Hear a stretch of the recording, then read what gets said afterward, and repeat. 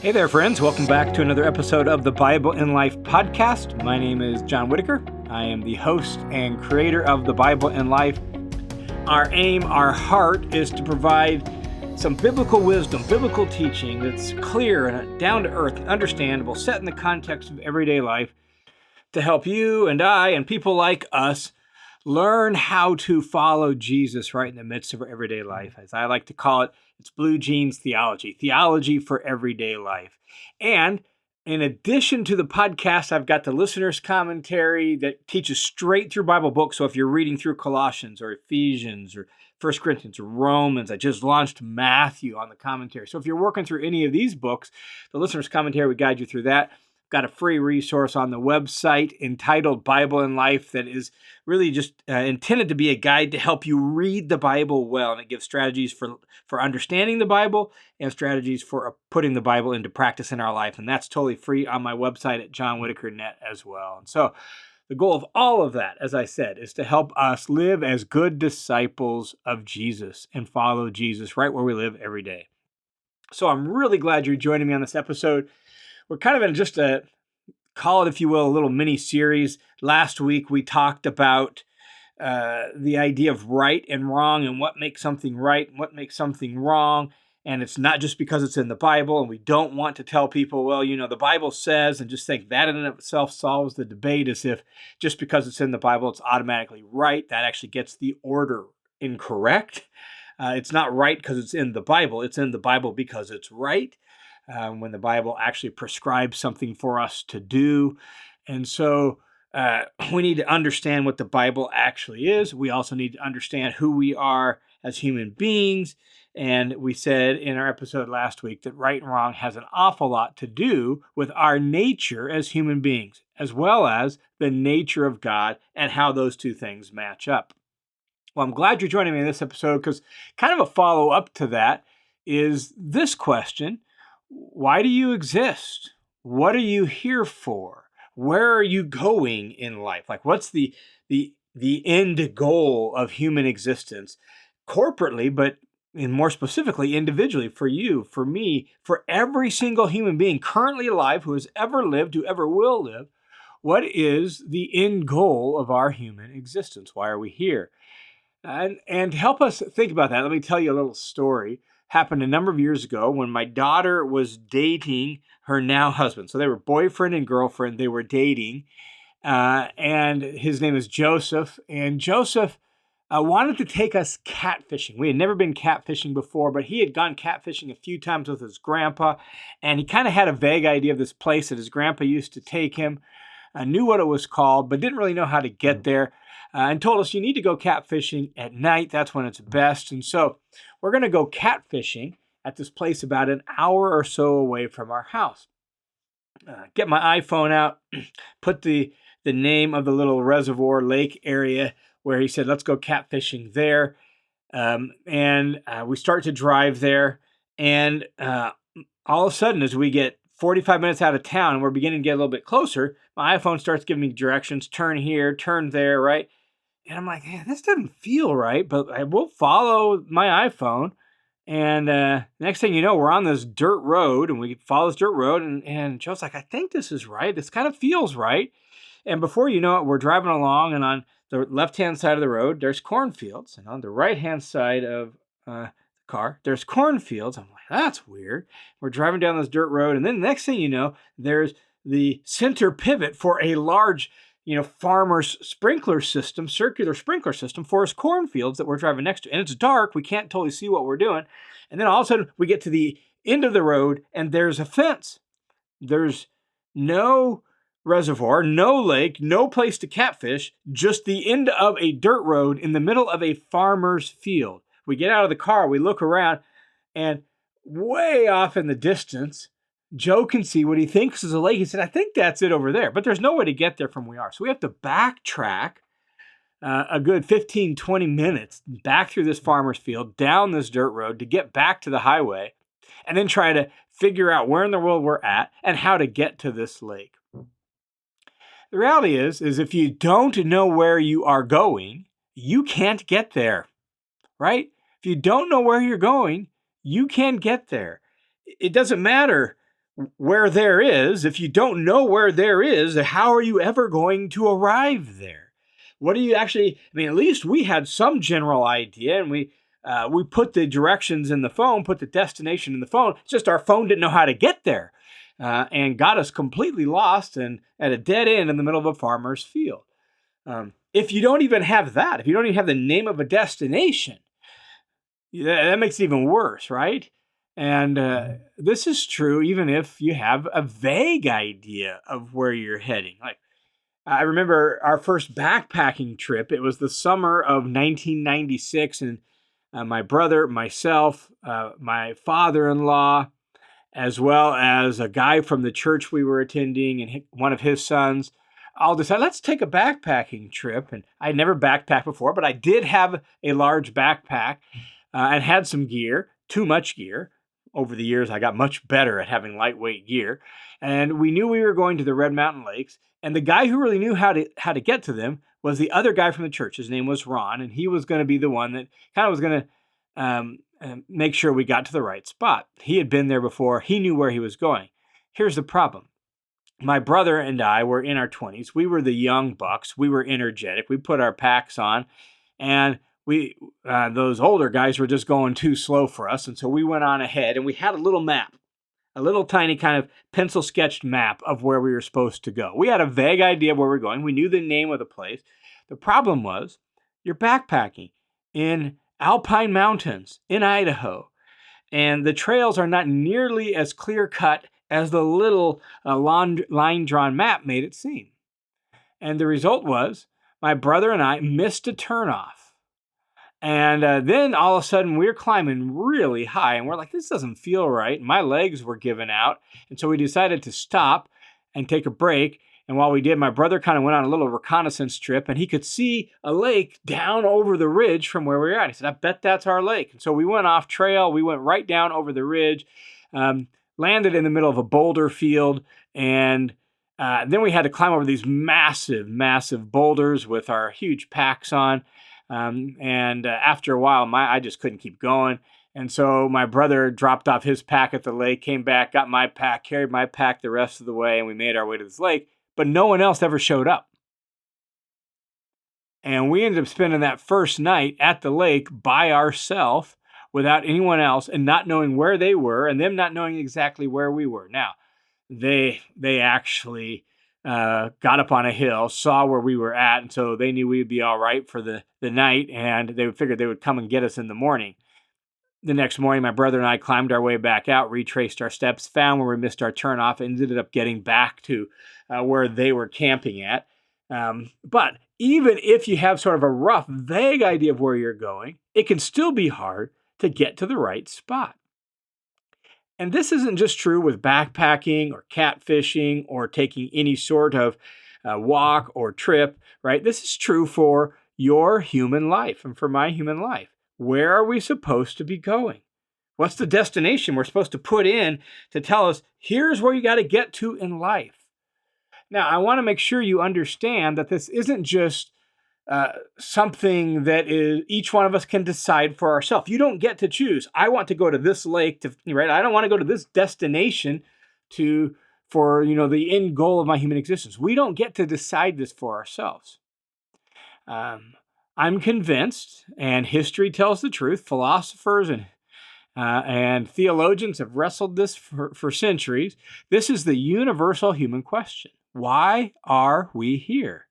What is the purpose of human existence? And if you subscribe to, naturalism or some other form of atheism, what's the answer? Why are you here? In naturalism, atheism, the answer is there is no reason for you to be here. There is no purpose to your existence. You do you. That's the answer for naturalism and atheism. You do you.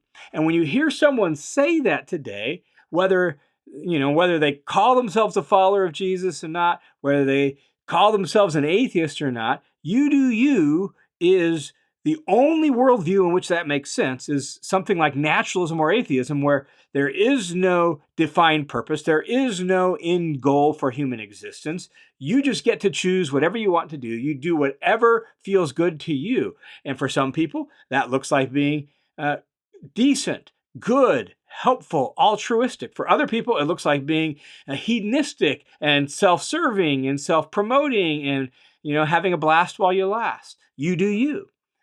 But that idea, you do you, that's unlivable. It doesn't work.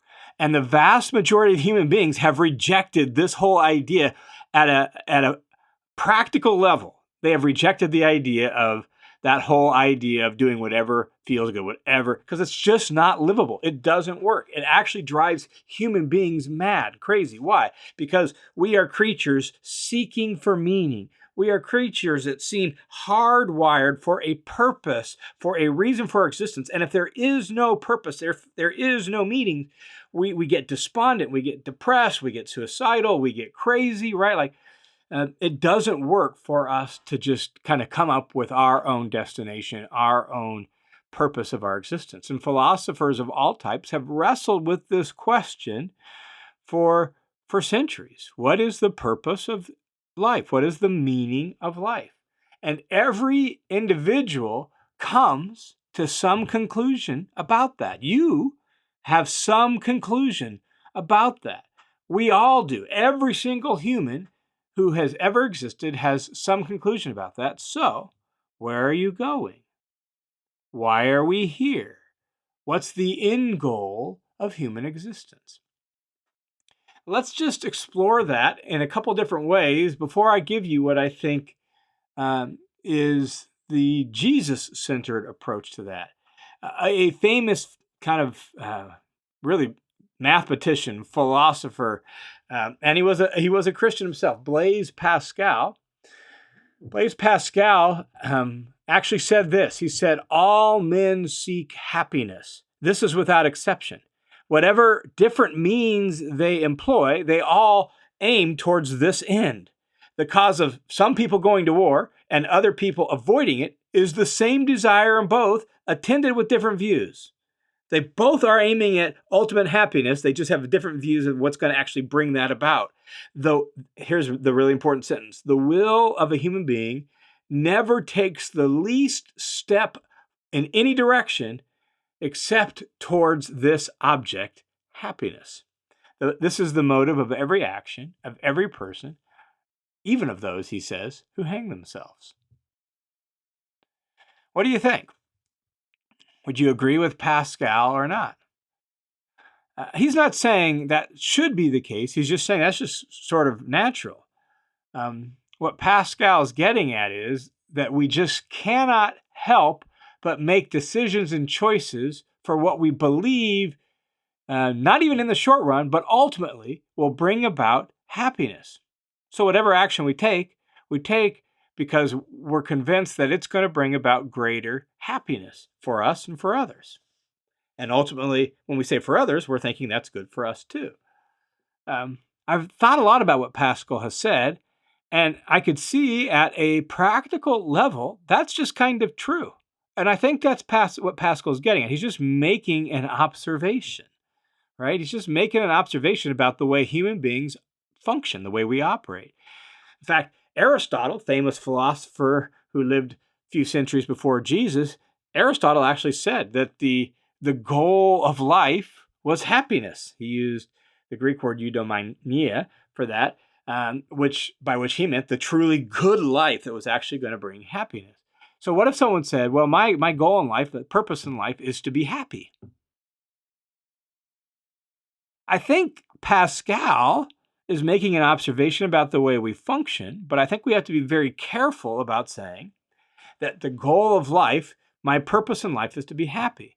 Again, even as Pascal observes that people have different views about what's going to bring happiness.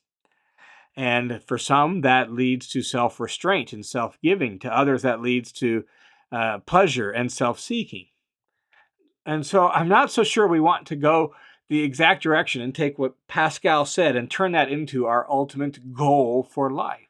So, as a follower of Jesus, where are we going? Why are we here? The Bible intends to pass on for us a worldview. a way of seeing life and seeing the world and seeing history and seeing our own human existence. And it tends to pass on a worldview to us that has an answer to that question. Every worldview has an answer to this question. What is the end goal of human existence? Why are we here? And remember, we said this isn't like a religious answer. This isn't an individualistic answer. You pick your end goal, I'll pick my end goal, and we each get to come up with our own thing. What the Bible is passing on by that is saying, here is why human beings are here on planet Earth in total. Every human being, this is why we're here. And if we don't get this right, then it becomes a real problem. In last week's episode of the Bible in Life, we talked about right and wrong, which sort of describes, as I said, proper functioning. But what if your human machine functioned properly? It is a completely hypothetical. What if never had an issue, never had a misfire, always worked right, perfectly right? We know that's not the case, right? We all make mistakes. We all mess up. We all do things wrong. We all sin. But for our example, just imagine, what if we worked perfectly right, but we never actually arrived at the destination we were supposed to arrive at? Imagine you have a beautiful, restored car. It hums perfectly. Seats are beautiful. The paint job is perfect. And it just sits in your garage and never does anything except to be turned on so people can listen to the purr of the engine. Is that car achieving the end goal for which cars were created? Of course not. If you have a car that just sits in your driveway and never goes anywhere, never takes you places, it's not fulfilling its purpose. And the same is true with human beings. So proper functioning is one part of successful human living, right? Like doing the things that we're supposed to do is part of a successful human living. But the other part of it is arriving at the proper destination. So what's that destination? And let me begin to answer that with a simple little line from Colossians chapter 1. And there's little lines like this all throughout the New Testament. They're lines that are really easy for us to not push pause on and not think through the implications of. But we need to. We need to push pause on these short little almost toss away lines and realize they're very significant. So let me read just one example of these kind of lines I'm thinking of from Colossians chapter 1, verse 16. It says this, speaking about Jesus, it says, well, let me pick up in verse 15 so you get the whole context. Verse 15, Colossians 1 says, He, Jesus, is the image of the invisible God, the firstborn of all creation. And then verse 16 says, For by Him, by Jesus, all things were created, both in the heavens and on earth, visible and invisible, whether thrones or dominions or rulers or authorities. Now here we catch this. All things have been created through Him and for Him. It's that last little bit. All things have been created through Him. He's the maker of everything, but He's also the one for whom they're created, for His purposes, for His reasons, for His honor, right? Like for Him. And you'll find that kind of line in various places throughout the New Testament. All things have been created for Him. That He, in some sort of way, is the definer of, the determiner of, and in a certain sense, the ultimate goal of everything that has been created. They've all been created for Him. And that means, since we're part of all things that have been created, you and I and every human that has ever listed, we're part of the creation. We have been created. We exist for Him. And you'll find this sort of thing scattered throughout both the Old and New Testaments. And so, for the sake of time, let us just kind of think back to the original creation, because that's what Colossians is doing there in chapter 1. Let's think back to Genesis 1 and 2, when God first created human beings. Why did He create us? How are we described? What's our purpose? What's our end goal? And so when you think of Genesis 1, think, for example, of Genesis 1:26, that God says, let us make mankind in our image, in the image of God. Let us make them. He creates them in the image of God. And so we have to think about what the image of God is, and we'll talk more about that in next week's episode, and we'll have a special guest to help us do that. But we are created in God's image, or maybe better, as God's image. And what does that mean? That means that we are to reflect God. We are to be the visible representation of God on earth. That's the idea of what it means to be created in His image. We are to be the visible representation, the visible expression of God, the Creator, on earth. And when you read through Genesis chapter 2, and you look at what's happening in Genesis 2, God places Adam and Eve in the garden and brings them together. And now together as male and female, they are to image God into this world. And you look at the beginning of chapter 3 of Genesis, and God is walking with them regularly in the cool of the evening, and they are in partnership with Him. And by that partnership, they are to then carry out God's will and work on the earth, right? And you see Adam in chapter 2 naming the animals, no suitable helper found. And their job is to in partnership with God, carry out or extend and put into place God's wisdom, God's rule on earth. That's what human beings were created to do, according to Genesis 1 and 2. So when it says that we were created by God and for God, that's the picture as it shows up in Genesis chapter 1 and 2. So let me put it in a very simple, clear sentence for you and for I. Why? According to the Bible, according to the worldview throughout the Bible, why did God originally create human beings? This tells us our human purpose, the end goal for which you and I and your next door neighbor, the neighbor across the street, your coworker, whether they know it or not, whether they know God or not, if what the Bible says is true, here is the end goal for every human being. It's this: to participate in the life of God so that we can extend the reign of God, the rule of God, into the whole world. In a nutshell, I mean, you could say it a variety of ways, but that's what Genesis 1 and 2 is portraying. That's what a simple little phrase like Colossians 1:16 is getting at when it says we exist for God. It means we exist to participate in the life of God, to live in partnership with Him, to be connected to God's life and what God is doing and what God values and what God is all about. So we're to participate in the very life of God, to live in partnership with Him and say, God, I want to join you in your life. I want to join you in what you're doing, to participate in the life of God so that we can extend, so that we can further and implement and carry out, right? Extend the rule and the reign of God into the whole world, all throughout the whole world. So imagine your little sphere of influence, the little place where you functionally are like a little queen or a little king, where you have a measure of kind of control over your little dominion, your little realm.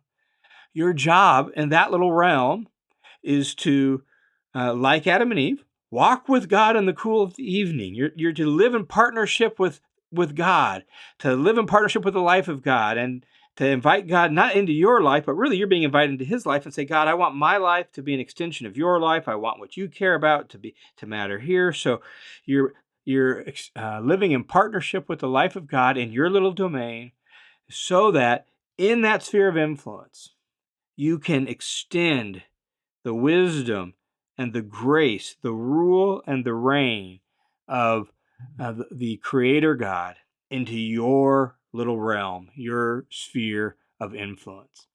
That's why you exist. That's why I exist. And when you begin to think about that, that's far bigger than just going to church. That's even far bigger than having a relationship with God. That's our relationship, our partnership, our participating in His life and being involved in His life.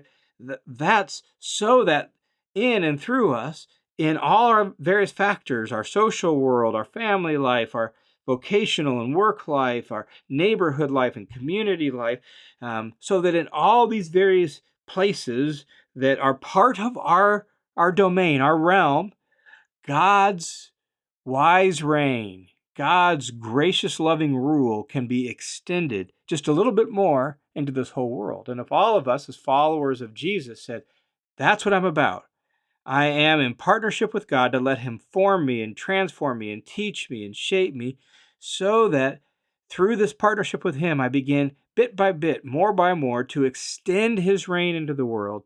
Can you imagine how much more honor God would get in the world and how much more glory Jesus would receive? So that's why you exist. That's why I exist. We exist to participate in the life of God so that through us, God can extend His reign and rule into the world. And ultimately, that's what it means to be the image of God. More on that in next week's episode of The Bible and Life. Hey, thanks for tuning into this episode of the Bible and Life podcast. Just a reminder, Bible and Life is made possible because people are generous, like God is generous. And so thanks a ton for your generosity. I am incredibly grateful to you for that. And I know from the emails I receive, many people are as well, that God is bearing good fruit because of your generosity. So thanks a ton for that. May God bless you for it. I look forward to talking with you again next week.